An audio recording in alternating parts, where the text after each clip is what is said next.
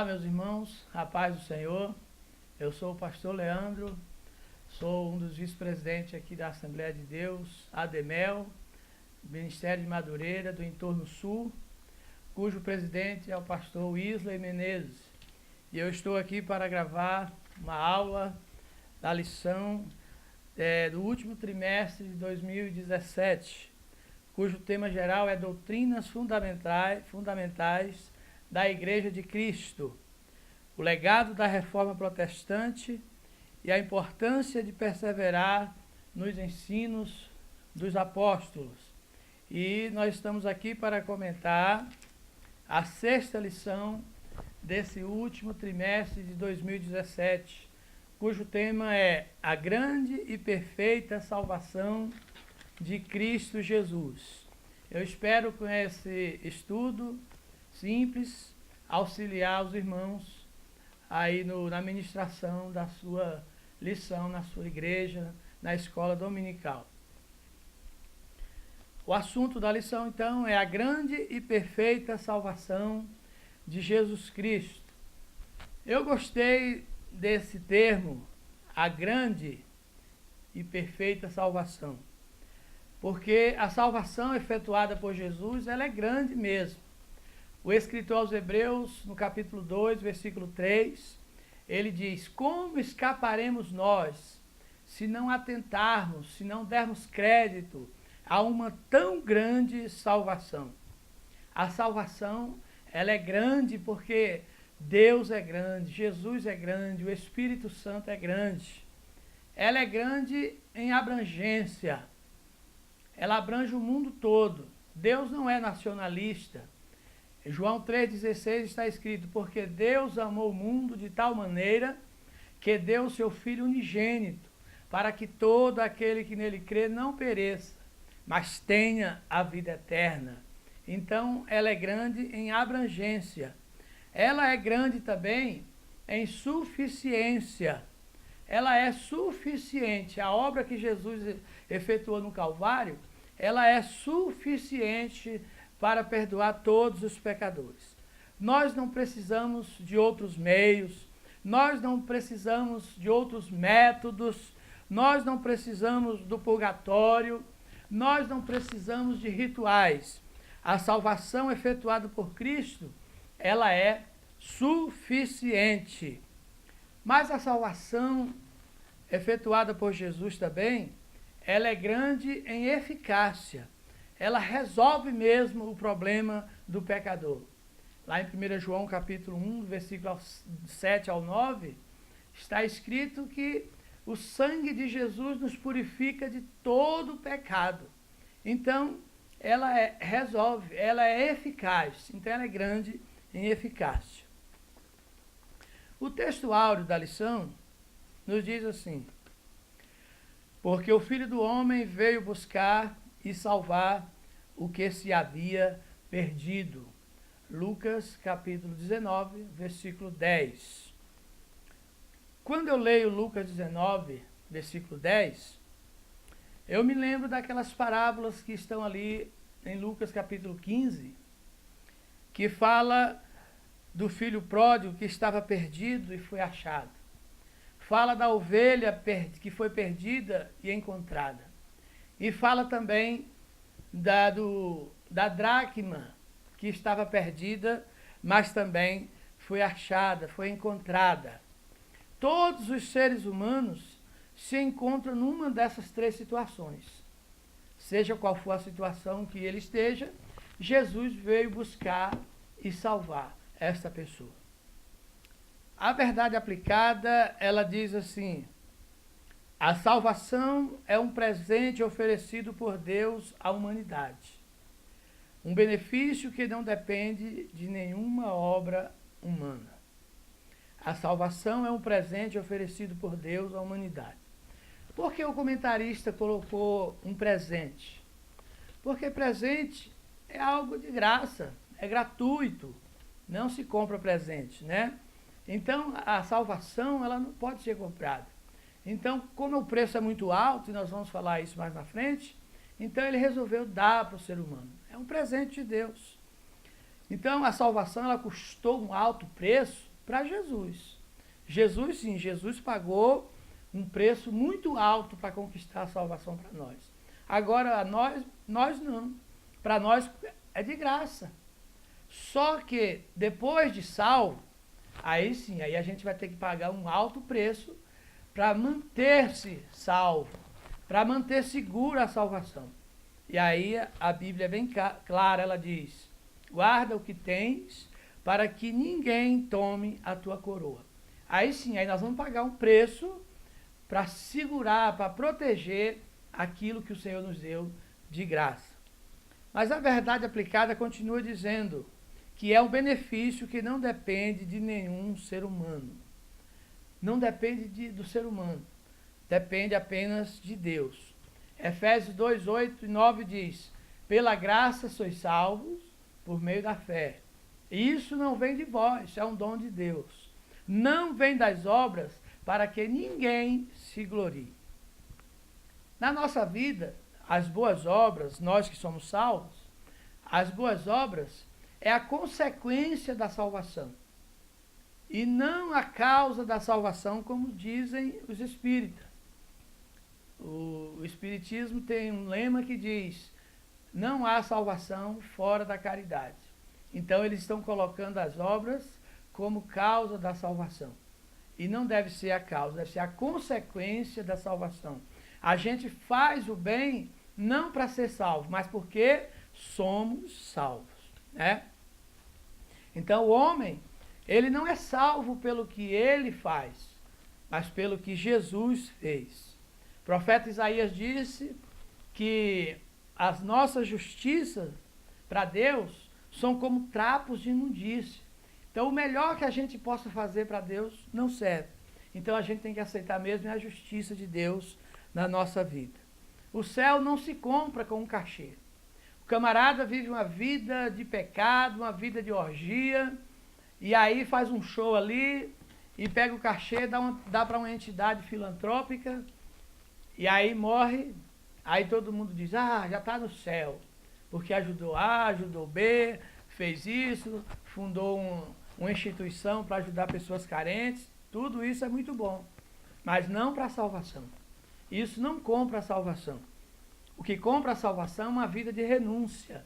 O que compra a salvação é uma vida de santidade, de aborrecimento ao pecado. Se fosse assim, só os ricos poderiam ser salvos. E nós, os pobres? E não temos condições de dar um cachê alto para entidade nenhuma. Então nós ficaríamos de fora, ou então quando a gente chegasse lá no céu, a gente ia ficar num lugarzinho bem chulo, né? Bem pobrezinho, porque a gente talvez não teve condição de fazer uma obra de caridade tão grande. Mas Deus é tão bom que Ele colocou todo mundo no mesmo pedestal. Ele disse: todos pecaram e destituídos estão da glória de Deus. Então, ricos e pobres, se quiserem ser salvos, têm que aceitar Jesus, abandonar sua vida de pecado, e quando nós chegarmos lá no céu, nós vamos estar no mesmo lugar, todos remidos pelo sangue de Jesus. E aí, então, vem aqui os objetivos da lição, que são pelo menos 3, né? Explicar como e onde a salvação foi elaborada, o que ela é e por que necessitamos dela. Aí, segundo, mostrar 3 importantes aspectos da salvação na vida humana.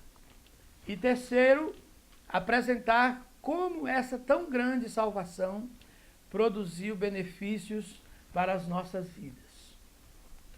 O texto de referência está em Romanos, capítulo 3, versículos 19 e 20, e Efésios 2, versículo 8 a 10.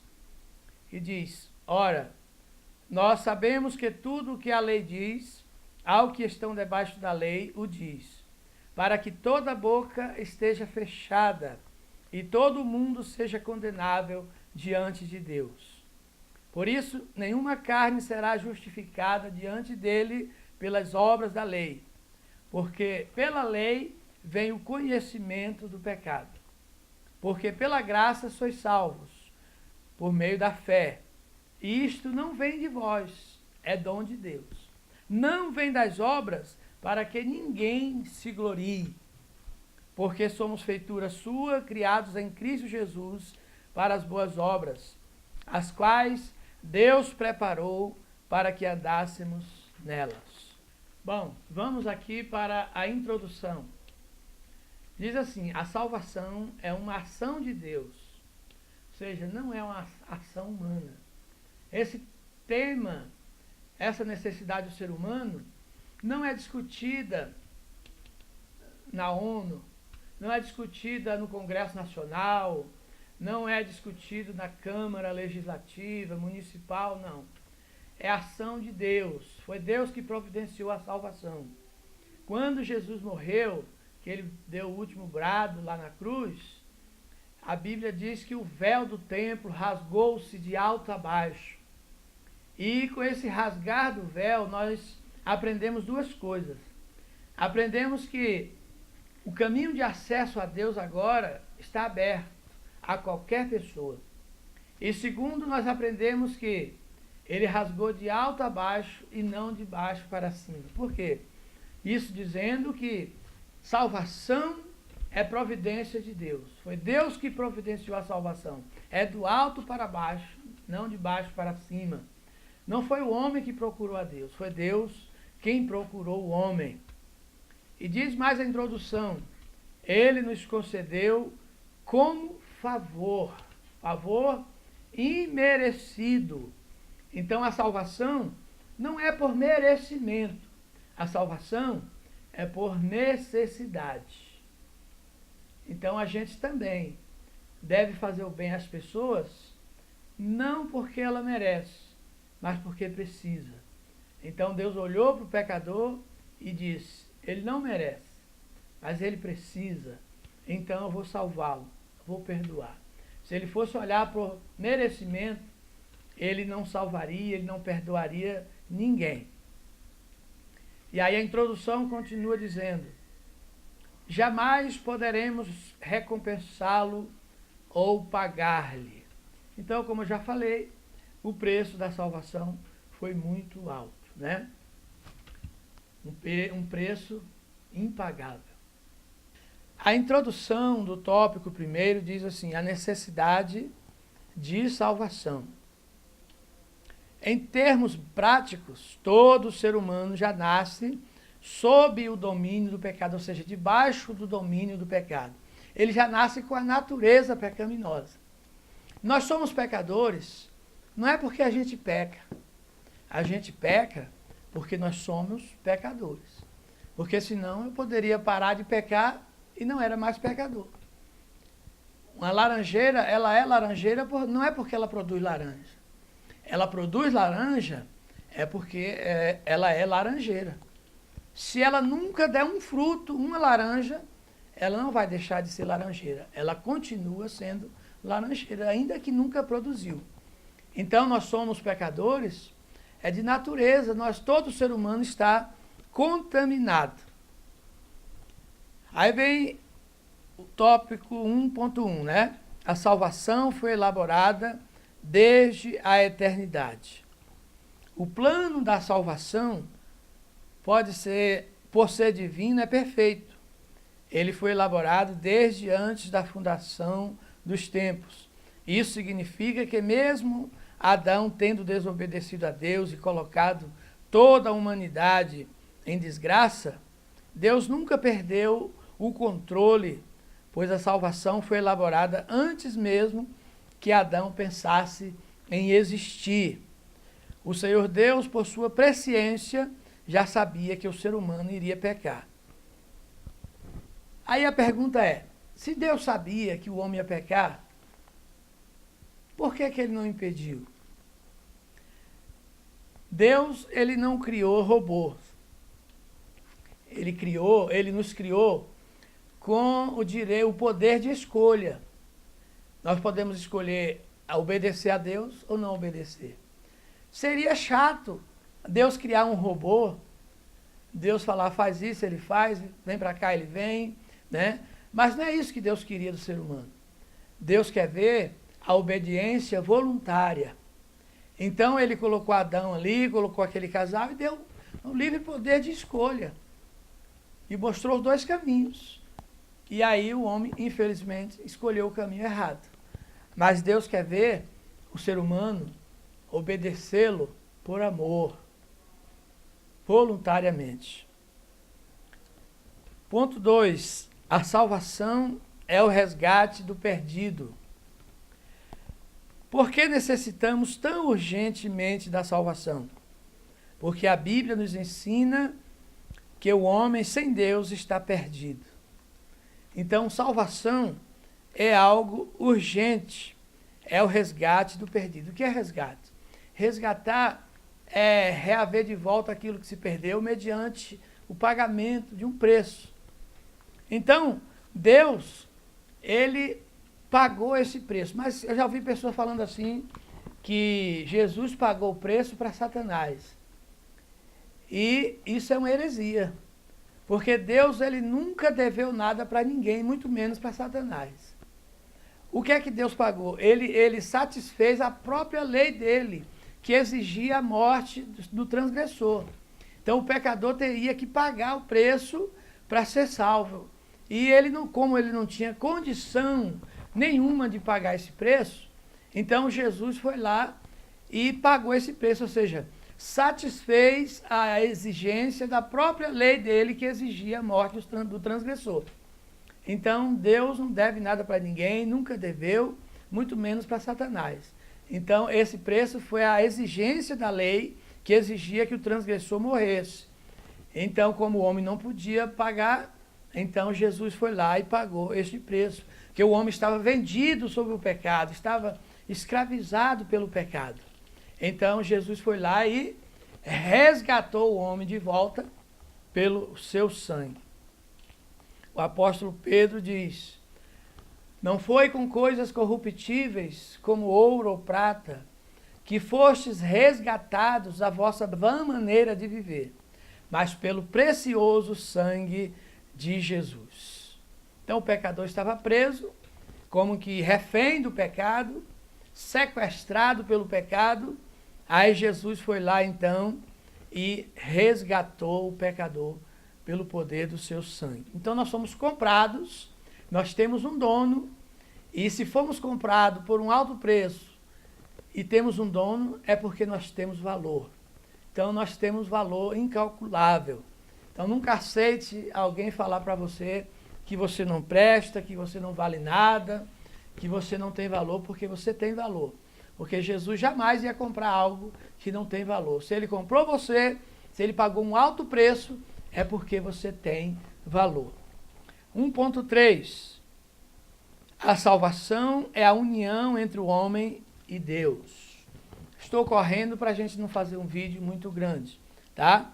Só para auxiliar aqui os irmãos, o superintendente, os professores da escola, para você assistir esse vídeo e tirar alguma coisa que lhe interessa. Por isso nós estamos dando uma pincelada assim por cima, tá? Para não ficar muito grande. 1.3. A salvação é a união entre o homem e Deus. A Bíblia nos ensina que o pecado nos separa definitivamente de Deus. Isaías 59 diz: eis que a mão do Senhor não está encolhida para que não possa salvar, nem os seus ouvidos agravados, tampados, para que não possa ouvir. Mas os vossos pecados fazem divisão entre vós e o vosso Deus. Então o pecado, ele tem essa característica de separar o homem de Deus, dividir o homem de Deus. E a salvação, ela faz o contrário. Ela une o homem a Deus de volta, né? O tópico 2. Os processos que envolvem a salvação.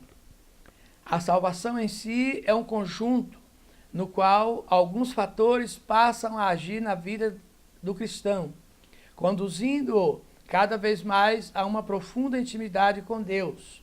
Destacaremos aqui os principais pilares dessa consolidação: a regeneração, a justificação e a adoção, que chamamos também de os aspectos da salvação. Vale frisar que isso aqui aconteceu com você que aceitou Jesus e acontece com qualquer pessoa que aceita Jesus. São milagres que aconteceram naquele momento, que você não viu, mas depois a gente foi vendo a mudança na vida das pessoas por causa desse milagre que aconteceu aqui naquele momento. Então vamos lá. Primeiro, 2.1, a regeneração. A regeneração é uma ressurreição espiritual. Por que uma ressurreição espiritual? Porque o homem está morto espiritualmente. Então a ressurreição vai resolver o problema da morte espiritual. É uma mudança instantânea, operada de maneira secreta por Deus em cada um de nós. E só se conhece em seus resultados. A gente só vai ver o efeito da regeneração com o tempo, né? Com o tempo vai mudando, a vida da pessoa vai mudando. Então, regenerar é gerar de novo, porque o homem estava morto. Então ele precisava de uma nova vida. E aí na regeneração ele recebe essa vida de Deus, e aí ele continua ali com as duas naturezas, ele passa a ser uma nova criatura. A pessoa não passa a ser uma nova criatura quando ela é batizada nas águas, não. Ela é uma nova criatura quando ela aceita Jesus, ali ela é regenerada e nasce de novo. Então, no batismo, a gente faz em público o que aconteceu no secreto, mas ela já é uma nova criatura. Então, a gente não batiza para salvar, a gente batiza quem já está salvo, quem nasceu de novo, quem morreu para o mundo, tá? E aqui no finalzinho desse tópico 2.1, diz assim: essa vida nova não resulta de esforços humanos para reformar a alma, mas sim de uma obra criadora de Deus em nós. Então, o ser humano pode se esforçar da melhor forma possível para ser uma pessoa regenerada. Ele pode parar de pecar, ele pode parar de pecar entre aspas, né? Ele pode parar de beber, de fumar, de prostituir, ele pode fazer o que quiser, mas se não houver o novo nascimento, ele continua morto. E para Deus foi apenas uma reforma, que não resultou em nada. Se não houver um novo nascimento, se a pessoa não se voltar para Jesus, aceitar Jesus como Salvador e receber o novo nascimento, a regeneração, então não há salvação. Jesus falou para Nicodemos: é necessário nascer de novo. E quem não nascer de novo não entra no reino de Deus, né? Então, regeneração é o novo nascimento.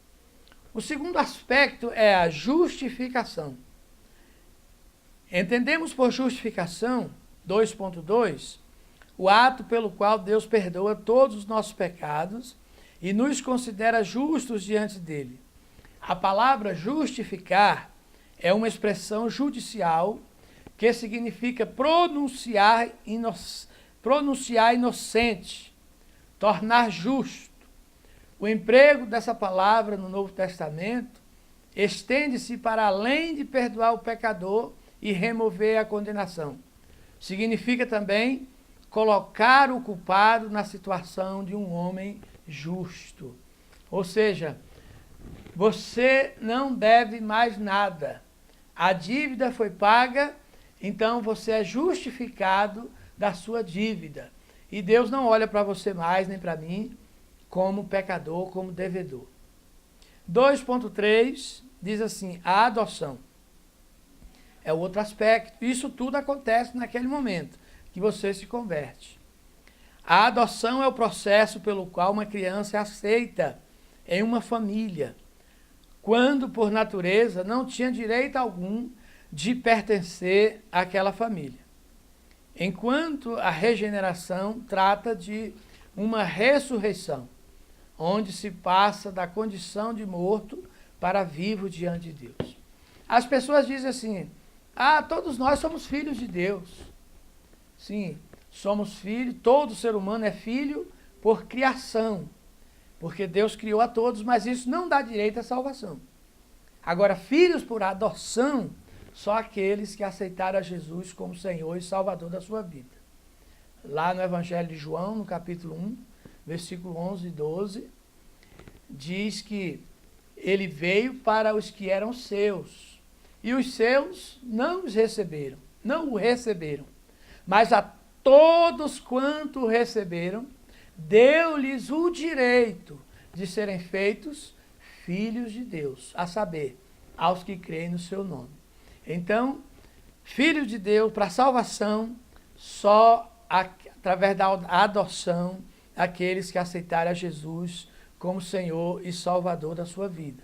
Então, tudo isso acontece naquele momento que a pessoa aceita Jesus e se converte. Ele é justificado, ele é adotado e ele é regenerado. E tem um outro aspecto que não foi colocado aqui, mas ele é santificado. Naquela hora, ele é lavado pelo sangue de Jesus, purificado de todos os seus pecados, e ele começa uma nova vida. Deus coloca uma nova página, uma página em branco, para ele escrever uma nova história. Todos aqueles pecados que ele praticou até aquele momento, foi apagado. Isso é santificação instantânea.